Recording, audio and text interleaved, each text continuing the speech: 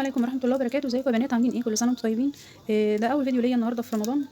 أنا بقالي فترة عارفة إن أنا ما عملتش فيديوهات لظروف صحية، فإن شاء الله النهارده هنعمل مع بعض صينية كوسة بالبشاميل باللحمة المفرومة. طبعا الأول أنا جبت دلوقتي كده اهو زي ما انتم شايفين كده، دي طاسة حطيت فيها معلقة من السمنة. هنزل كده باللحمة المفرومة بتاعتي الأول. أنا هعصر معاكم الأول اللحمة المفرومة. خلاص، بسم الله الرحمن الرحيم. صفي كده مع بعض شوية اهو، حتة واحدة اهو. هفصلها وارجع اوريها لكم. اول دي صينية أنا هشوح فيها الكوسة بتاعتي. بسم الله الرحمن الرحيم.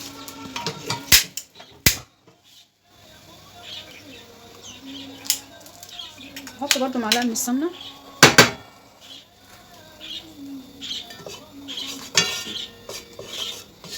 اهوت. ادي الكوسه بتاعتي يا بنات، انا غسلاها ومقطعاها كده ايه على قد ما قدرت رفيع، ما تقطعهاش تخين اهو.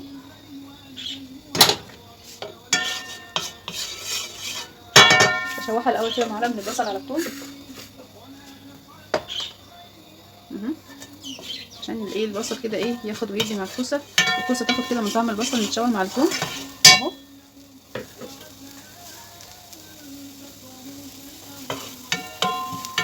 كل حاجه قدامك اهي.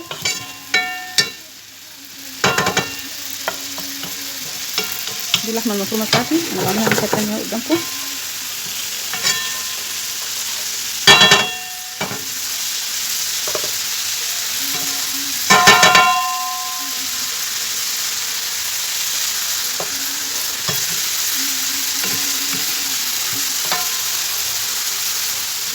والبشاميل طبعا انت عارفه طريقته، برضو هعملها معاكي.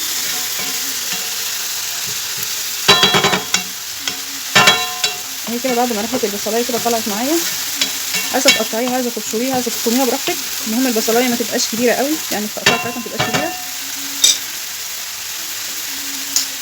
خلاص يا بنات، هنزل بقى كده على اللحمه المفرومه بتاعتي.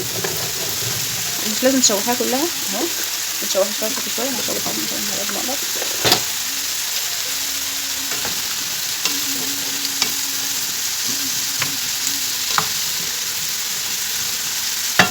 رشه فلفل اسود كده،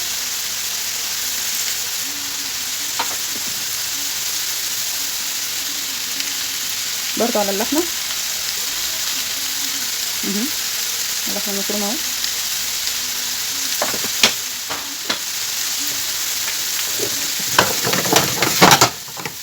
شايفين يا بنات اهو.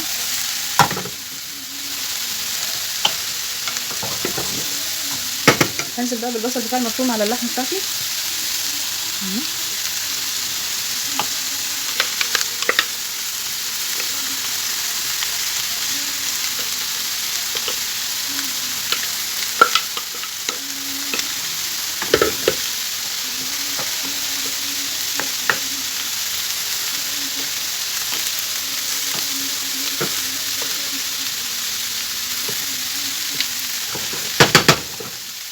كده. الكوسه بتاعتي انا هشوحها شويه، يعني خليها تشم كده النار، او زي ما بيقولوا كده ايه هندبلها شويه اهو. ريحتها جميله لما بتتشوح كده في حته سمنه يا بنات، مع فصين توم مع بصلايه مبشوره، بتبقى حلوه جدا اهو. مكعب مرقه دجاج بقى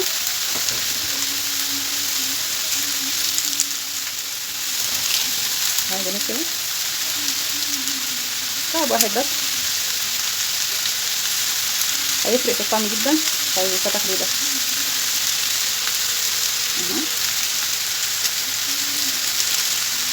لو مش حابه تحطي مرقه دجاج خلاص استبعديها، بس هيفرق جدا جدا معاكي في الطعم وهيظبطه جدا في الاخر اهو.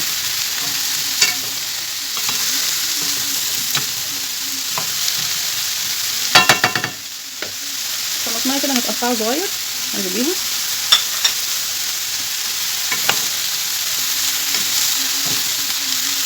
لو مش عايزه خطوه الطماطم دي مفيش مشكله، براحتك.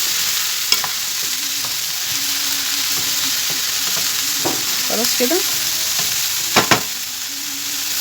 هنزل بقى بالمقدار الباقي ده. ليه انا نزلت بيه في الاخر؟ علشان الصينيه ما كانتش مكفيه، فهو لما دبل شويه الكوسه بتاعته دلوقتي الصينيه تقدر تكفيه اهو.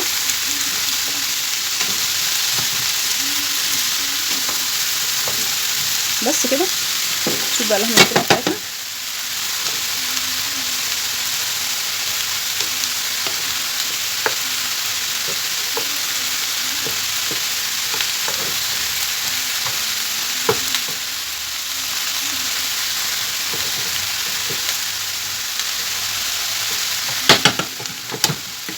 تعالوا نشوف كده بعد كده هنعمل ايه. هنشوف هنعمل مع بعض كده البشاميل ازاي. انا حطيت هنا حوالي معلقتين من السمنه اهو. عايزه تحطي سمنه على زيت ماشي مفيش مانع خلاص. هحط كده دول حوالي 5 معالق كبار من الدقيق اهو.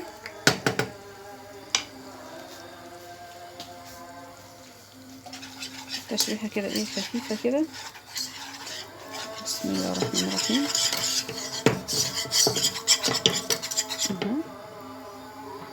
لتر لبن او كيلو من اللبن. بسم الله الرحمن الرحيم مع التقليب.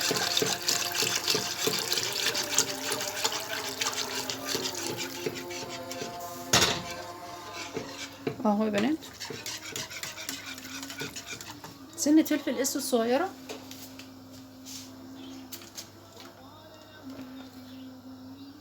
عايزة تحطي فلفل ابيض مفيش مانع اهو.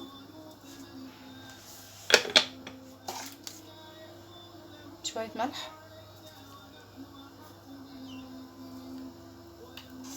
انا بحط ماجي على البشاميل بيفرق في الطعم اهو. ما يعادل تقريبا كده مكعب مرق اهو. تقلبي لحد ما القوام بتاعها ايه يتقل معاكي القوام اللي انت عايزاه بشاميل تقيل هتسيبيه شويه زياده، عايزاه بشاميل وسط هتسيبيه شويه صغيرين، عايزاه خفيف خالص هتسيبيه يعني حوالي 5 دقايق اول ما ايه ما يربط كده خلاص هيتقل. وارجع اوريهولكم بقى قوامه عامل ازاي. شايفين كده يا جماعه البشاميل بتاعي تقل ازاي؟ شايفين القوام بتاعه حلو ازاي؟ انا عايزاه كمان اتقل من كده شويه اهو. دي الكوسه بتاعتي اهي بعد ما دبلت معايا بعد ما شوحتها اهو. جميله خالص خالص خالص اهو. خلاص تعالوا نشوف بقى نرصها ازاي مع بعض. كده نرصها ازاي مع بعض. ناخد كده زي المكرونه البشاميل بالظبط يا جماعه.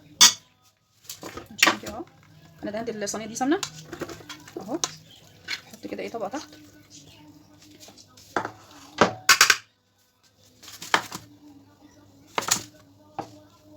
انا ههتم باللي تحت عشان اللي تحت هي اللي بتشيل الصينيه كلها اهو.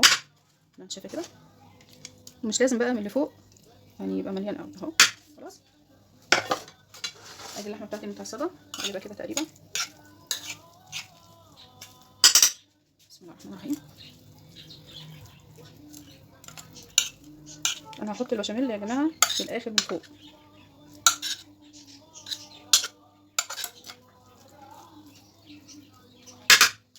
هتعملي ايه جنبها؟ هتعملي بقى رز بشعريه، عايزه تعملي رز معمر براحتك. انا بوزع اللحمه المفرومه بتاعتي في كل مكان اهو.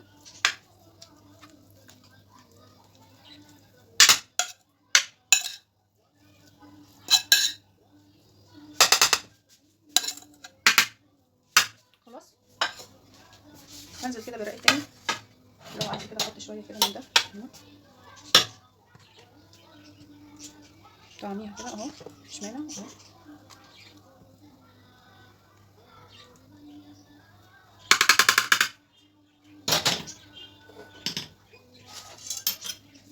يا بنات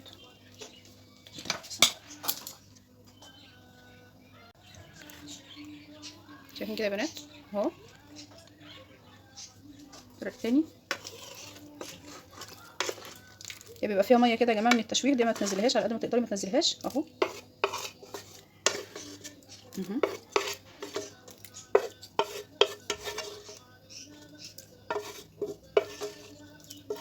انا عايزاكي بقى تشوفي النتيجه في الاخر هتبقى عامله ازاي تبقى روعه. غيري مش لازم الكوسه تعمليها في الصينيه في الفرن بالطماطم، لا غيري كده مره اعمليها بالبشاميل شوفي كده هتبقى عامله ازاي معاكي. مش هتبطلي تعمليها ان شاء الله اهو. خلاص يا بنات اهو كده هوسع كده على قد ما اقدر الكوسه بتاعتي. هي نفس المكرونه البشاميل وكل حاجه لكن بدل المكرونه هتحطي كوسه اهو. خلاص تعالوا نشوف بقى هنحط البشاميل بتاعها ازاي.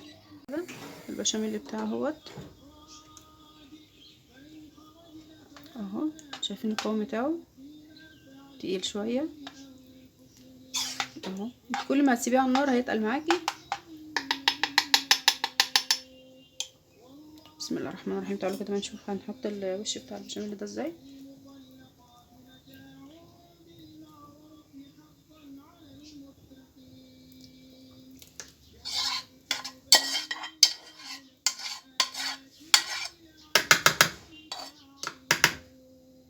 يا جماعه كده شايفين، اوزع كده على الحروف في النص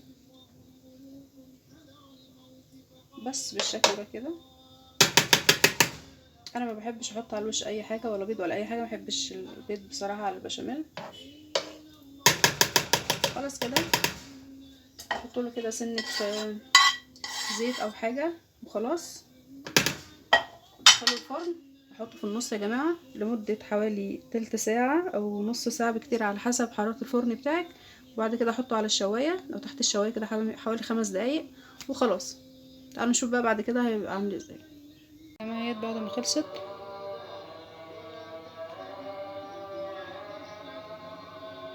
لو الفيديو عجبكم ارجو منكم الاشتراك في القناه وتفعيل زر الجرس واللايك الجميل من ايديكم. كل سنه وانتم طيبين. شكرا يا حبيباتي. السلام عليكم ورحمه الله وبركاته.